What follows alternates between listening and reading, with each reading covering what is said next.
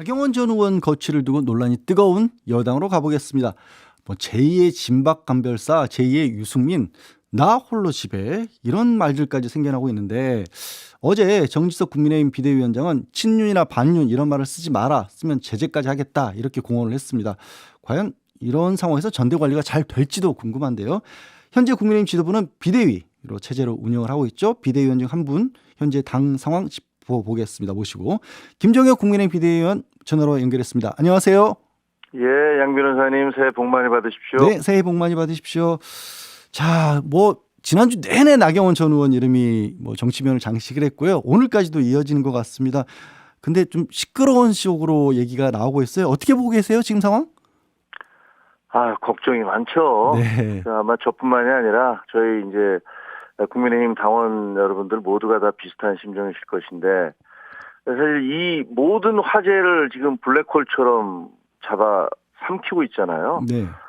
윤석열 대통령이 지금 아랍에미레이트에 가서 300억 달러, 그러니까 약 40조 가까운 성과 MOU 계약을 맺었는데, 이 대통령이 그 이전에 외교의 중심을 경제에 두겠다 이러면서 이런 걸 신년사에서도 강조를 했었고, 본인이 직접 가서 정상 세일즈 외교를 하고 있는데, 그런 부분들이 사실은 별로 이렇게 부각되는 게 아니라 지금 모든 관심이 이거 전당대회에서 서로 치고받는 그런 싸움의 모습으로 거기에 대한 관심만 집중되고 있는 것 같아서, 네. 사실 저희는 걱정이 많고요. 네. 이게 빨리 좀 가라앉았으면 좋겠다라는 생각을 하고 있습니다. 그런데요, 이렇게 말씀하신 것처럼 정말 블랙홀처럼 이슈를 끌어들이게 된 이유가 장제원 의원이라든가 박수영 의원도 굉장히 강하게 비판하시는 것 같은데, 나경원 전 의원에 대한 비판이 거세게 나오면서 자연스럽게 그 이슈들이 이쪽으로 모이고 있거든요.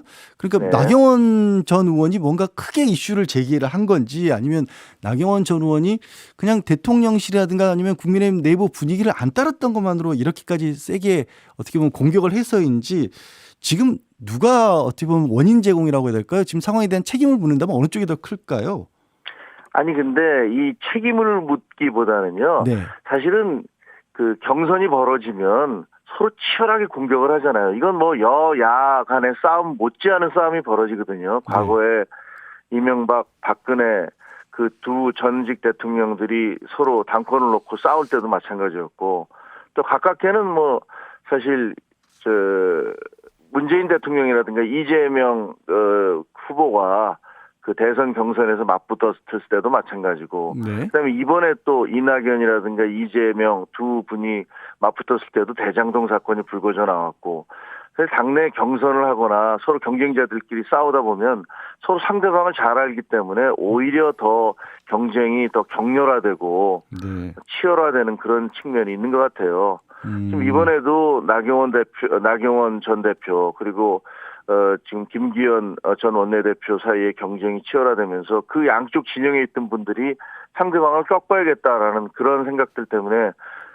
서로 화살을 날리고 공격을 주고받다가 그게 이제 걷잡을 수 없는 상황까지 가고 있는 게 아닌가, 이런 생각이 들어서, 네네. 이게 누구 책임 잘잘못을 따지기보다는 어떻게 보면 경쟁이라는 것의 본질이기도 한데, 문제는 이제 그 경쟁에 있어서도 당내 경선이기 때문에 좀 금도가 있거나 좀 같은 동료로서 접어주는 부분들이 있어야 되는데, 그런 부분들이 다 까지면서 공격하고 있는 거죠. 네. 근데요, 김 의원님, 지금 말씀하신 앞서든 사례들 같은 경우에는 경선에 들어갔다거나 후보로 나선 다음에 그 경쟁 과정에서 자연스럽게 벌어졌던 일이라고 치면, 이번에는 사실 나경원 전 의원은 무대에 오르지도 않았잖아요. 아예 그렇죠. 후보로 나오지도 못하게 지금 일부 공세를 좀 펴는 것 같아서 그러기에 조금 달라 보이는데요. 그런 면이 충분히 있습니다. 근데 지금 이제 여론조사를 해보니까 당원 여론조사에서 나경원 의원이 1위를 하고 있었잖아요. 네. 그러니까 이제 김기현 후보 쪽에서는 나경원 후보가 출마하지 않아야지 내가 1등을 할 수 있다, 이런 판단을 하셨겠죠. 그러다 보니까 이제 사전 공격을 하고 계시는 거고. 네, 알겠습니다. 그러면요, 나경원 전 의원이 어떻게 결정을 할지는 나 전 의원이 결정할 문제인 것 같고, 우리 김종혁 위원 보시기에는 어떤 결정을 하는 게 맞다라고 보세요, 지금 상황에서는? 아니요, 이거 정무적인 거니까 맞다 그러다를 아무도 얘기할 수 없는 거고, 그건 본인의 고독한 선택이고 결정 아니겠습니까? 네. 제가 보기에는 아마 나오는 쪽으로 음. 정리하고 있지 않나 그렇게 보이는데 일각에서 왜 대변인을 뭐 임명을 했다 이런 네네. 얘기까지 하시잖아요. 분당에 있는 김민수 당협위원장을 대변인으로 임명했다 이런 보도도 나오던데 제가 김민수 의원은 또 혁신위에서 같이 있었거든요. 그래서 어저께 전화를 해봤어요. 예. 그래서 대변인이 임명된 게 맞느냐 그랬더니 본인은 지지하고 뭐 나경원 의원과 함께 동행하면서 여러 가지 운동을 하고 있는 건 맞지만 대변인으로 임명된 적은 없다. 그 얘기는 처음 들어본다 이렇게 얘기를 하더라고요. 김민수 의원이 김민수 당협위원장이 대변인으로 임명됐든 안 됐든 간에 아마 나경원 지금 전 대표는 출마 쪽으로 가닥을 잡아가는 게 아닌가 싶기는 합니다. 네. 근데 아까 이제 뭐 경쟁 후보들끼리는 그렇게 공세를 펼치는 게 좀 자연스러운 일이다 이렇게도 말씀을 해주셨는데 나경원 전 의원을 둘러싸고는 또 이런 시각들도 있어요. 대통령이 직접 사실 현재 이제 저출산 고령사회 부위원장도 맡고 있었고 기후대사까지 맡고 있었는데 자진 사퇴하겠다고 했는데 해임을 했어요. 그러다 보니까 이게 경쟁 후보들끼리의 견제라든가 아니면 지금 미리 뭐 펴는 공세나 이게 아니라 대통령이 직접적으로 당무에 개입한 거 아니야? 이런 비판도 야당 일각에서 하거든요. 이거는 어떻게 보세요? 대통령실의 불쾌감의 표시인 것 같아요. 그러니까 저출산 고령화 부위원장을 맡겼는데 거기서 빚을 탕감하는 그런 조치를 취하겠다라고 말씀을 하신 게 물론 그게 이제 본인은 그렇게 반드시 하겠다는 게 아니라 그걸 검토해 보겠다는 얘기다 이렇게 말씀을 하셨는데 대통령실에서 얘기를 들어보면 그 중요한 자리인데 그 중요한 자리를 맡겼더니 본인이 대표로 나가기 위해서 그런 정책 그 위원회의 정책을 내세워서 본인의 선거운동하는 거 아니냐라는 부분에 대해서 불쾌감이 있었던 것 같아요. 뭐 이게 오해에서 시작된 건지 아니면 진짜로 구체적인 증거가 있는 건지는 잘 모르겠습니다만 그러다 보니까 이 자리를 놓고서 지금 양쪽에서 다툼이 벌어지고 대통령 스타일은 그러면 그만두고 알아서 하라고 해라 뭐 이런 스타일인 것 같아요 대통령이. 그래서 기후변화 대사직과 그다음에 저출산 고령화 부위원장직을 모두 내려놓고 하고 싶은 대로 해봐라 뭐 이런 취지가 아닐까 싶긴 한데요. 저는 그냥 그렇게 보고 있습니다. 알아서 해라라고 했는데 해임까지 간 거는 그냥 알아서 해라가 아니라 조금 대통령이 불편하다 이렇게 좀 경고를 날렸다고 봐야 하는 거 아닐까요? 네네. 그건 뭐 불쾌감의 표시. 아까 말씀드린 대로 나경원 의원이 그 정책을 발표한 것들에 대해서 불쾌감의 표시 아닌가 생각을 합니다. 네네 알겠습니다. 지금 상황이 이렇다 보니까 정진석 비대위원장도 친윤 반윤이라는 말도 쓰지 말고 또 현역 의원들 같은 경우에는 당대표 후보 캠프 쪽으로 직책도 맡지 말았으면 좋겠다 이런 말씀을 하셨어요. 그리고 뭐 전대 앞두고 있는 상황에서 대통령을 비하하거나 당을 헐뜯는 인물에 대해서는 즉각 제재까지 하겠다라고 했는데 이런 얘기 실제로 가능성, 강제성 같은 것들이 있습니까? 비대위에서? 아니요. 그 앞부분 그러니까 우리가 친윤 반윤이 어딨냐. 어쨌든 뭐 정부 여당 같이 가는 거지라고 얘기하는 건 너무나 당연한 말씀인 것 같고 지금 정진석 비대위원장도 상당히 속이 상하실 것 같아요. 전대룰도 바꾸고 나름대로는 그 세팅을 잘 해놨다고 생각을 하는데 싸움이 벌어지고 있으니까 답답하고 그런 부분에 대한 의사표시라고 생각을 할 것이고요. 근데 대통령이나 당을 폄하하지 말라라는 것은 뭐 그게 나경원 의원이나 김기현 의원을 두고 하는 얘기는 아니잖아요.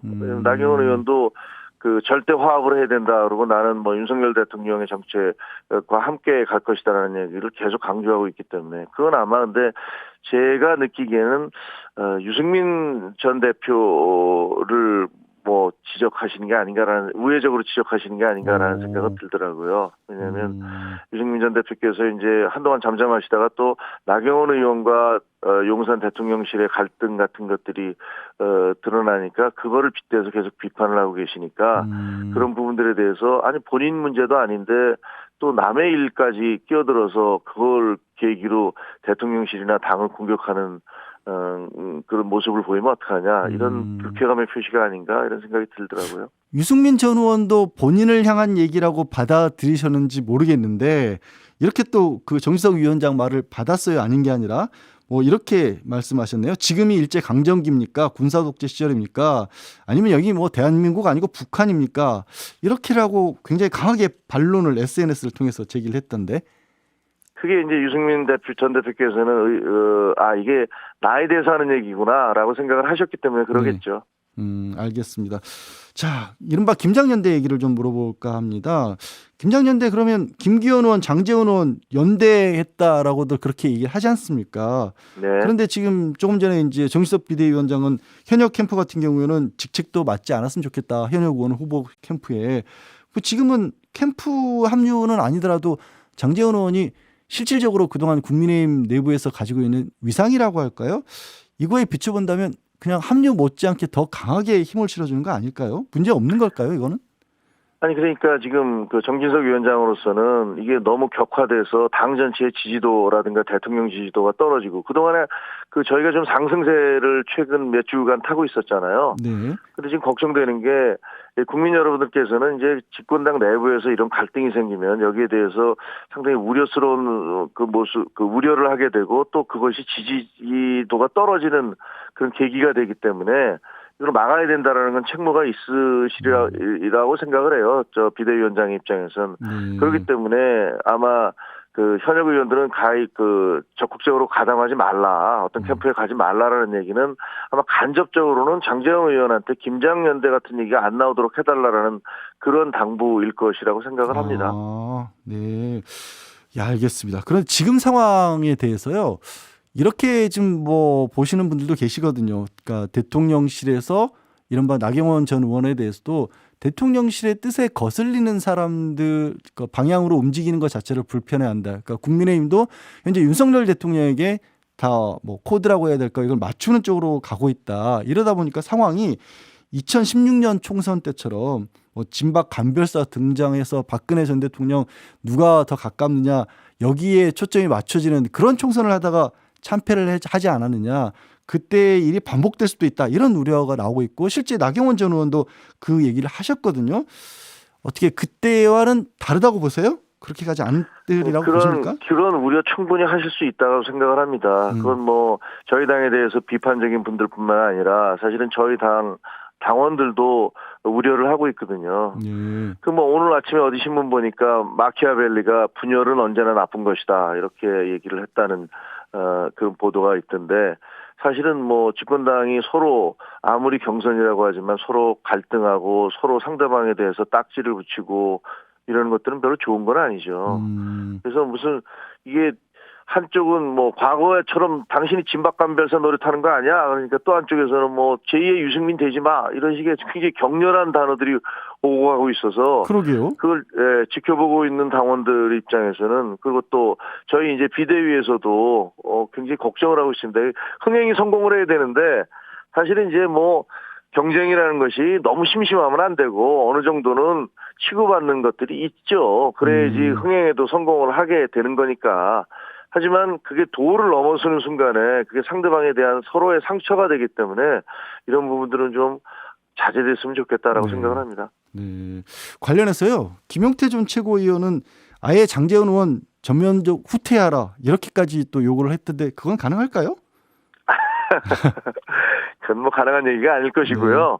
뭐 후퇴하라는 게 무슨 의미인지는 잘 모르겠어요. 뭐 하다 보면 뭐 경쟁하다 보면 경쟁자들끼리 상대방에 대해서 뭐 뭐랄까 비판하고 자신에게 유리한 그런 주장을 하는 것은 뭐 인지상정이겠죠. 네. 아니 그런 얘기가 나오는 게 다른 게 아니라 아까도 계속 말씀드린 것처럼 이제 이게 윤핵관이라고 부르는 쪽으로 총선이 중심을 이뤄서 방향을 잡는 거 이거 자체에 대해서 이제 반기를 좀 드신 것 같거든요. 그래서 이런 부분 윤핵관을 통해서 이른바 윤핵관 그룹만이 두드러져 보이는 현상 자체를 이 앞으로 다가오는 총선에서 막으려면 어떻게 해야 될지 국민의힘이 어떤 방향을 잡고 가야 될지 비대위원으로서 그런 부분도 고민이 좀 되실 것 같아서요. 아니 그게 뭐 어떻게 다음 내년 총선이 어떤 특정 우리 집권당 내부의 어떤 일부 소수의 분들에 의해서 움직여진다는 거는 그건 가능한 얘기가 아니고요. 그렇게 돼서도 안 될 것이고 이번 선거는 어쨌든 이제 막 시작이지 않습니까? 아직 후보 등록도 제대로 되지 않았는데 특이하게도 후보 등록이 되기 전에 아까 양 변호사 말씀하신 대로 사전에 막 서로의 공격이 너무 치열해져서 이거를 뭐 좋다고 봐야 될지 나쁘다고 봐야 될지 하여튼 좀 우려스럽게 지켜보고 있는데요. 저는 결국은 그렇게 크게 무리하지 않는 쪽으로 결국은 정리가 될 것이다라고 생각을 합니다. 네, 알겠습니다. 야권 얘기도 잠깐 몇 개만 여쭤볼게요. 지난주에 신년 기자회견을 했던 이재명 대표 민주당 기본사회위원회를 위원장을 직접 맡기로 했습니다. 그러면서 이제 민생 행보를 강조하겠다라는 구상인데 여기에 대해서는 어떻게 평가하세요? 아까 지금 뭐 다른 분들하고 양 변호사 말씀하실 때 그분들도 말씀하셨지만 뭐 저희 입장에서는 그것이 방탄이다라는 지적을 안 할 수가 없고요. 아마 네네. 많은 국민들도 그렇게 생각하실 거라고 믿습니다. 기본 시리즈라는 것은 과거에 그 대선 때 나왔던 거잖아요. 기본소득, 기본연금, 기본주택, 뭐 기본 시리즈를 계속하다가 거기에 대한 비판이 높아지니까 또 그냥 슬그머니 사라졌던 거란 말이에요. 그런데 결국은 이번에 그 본인에 대한 어떤 사법 리스크가 등장하게 되니까 그걸 또 끄집어내서 국민들에게 이것을 민생이다라고 말씀을 하시는데 그때 당시에 대선 경선 때도 이건 퍼퓰리즘이다라는 비판이 많았는데 네. 얼마나 다급하면 그걸 다시 꺼낼까라는 생각이 들긴 합니다. 네, 알겠습니다. 마지막으로요. 문재인 전 대통령 얘기를 하나 여쭤볼까 합니다. 보셨는지 모르겠는데 사저인근에 문재인 전 대통령이 책방을 여신다고 하네요. 그래서 네. 오늘 아침은 또 책을 주제로 인터뷰됐던데 일각에서는 이걸 또 도서정치라는 이름을 붙이기도 했어요. 이건 어떻게 혹시 보셨어요? 아니 뭐 대통령 전직 대통령도 그 개인이니까 그 네. 뭐 본인께서 어떤 선택을 하시든지 그걸 가지고서 뭐 왈가왈부하고 싶은 생각은 없습니다. 근데 본인이 이제 뭐 잊혀진 삶을 살고 싶다라고 계속 얘기를 하셨었잖아요. 네네. 근데 퇴임 이후의 삶은 잊혀진 삶이 아니라 잊혀지지 않기 위해서 안간힘을 쓰는 삶이 아닌가. 뭐 그런 느낌이 들어요. 뭐 네. 달력도 만드시고 뭐 그걸 또 판매까지 하시고 그다음에 그 사저에 여러분들이 내려가서 뭐 상황 정치도 아닌데 그런 모습들을 보이는 걸 보면 글쎄 이게 건강한 전직 대통령 문화를 정립해야 된다는 측면에서 볼 때 이게 과연 옳을까? 그리고 본인이 퇴임하시면서 하셨던 말씀대로 거기에 알겠습니다. 부합되게 살고 계신 건가에 대해서는 좀 의문이 제기되네요. 네, 알겠습니다. 오늘 말씀 여기까지 듣겠습니다. 고맙습니다. 고맙습니다. 네, 지금까지 김정혁 국민의힘 비대위원과 함께했습니다.